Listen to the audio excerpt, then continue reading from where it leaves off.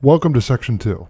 In this video, we're going to download and install Sublime Text 3. So go to your Start menu and grab your trusty web browser. In my case, I'm going to use Google Chrome, and I'm going to click on Google Chrome.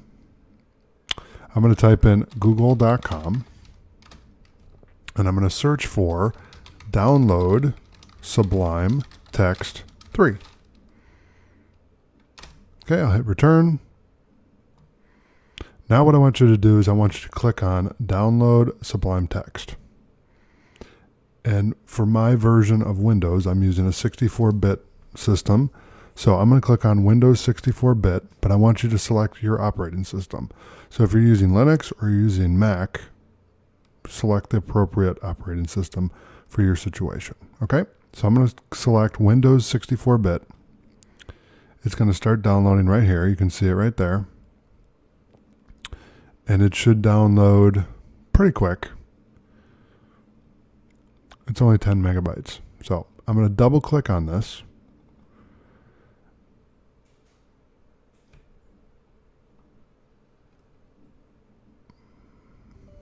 There we go.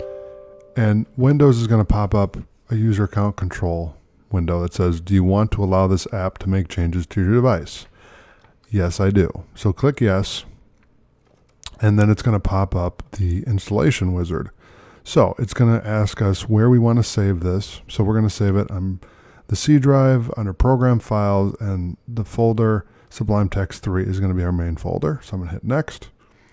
Then it's going to select additional tasks. I don't want to select anything. So I'm going to hit next, and it says ready to install. So let's install it. It's going to run all the programs and everything in the background there. And I'm going to hit finish.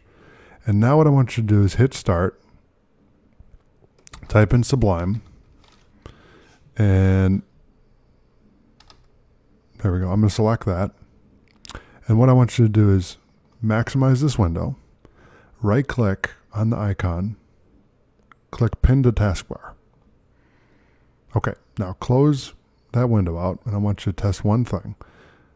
Click on the Sublime Text icon.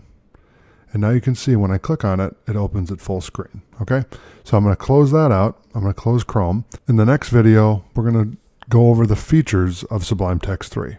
I'll see you there.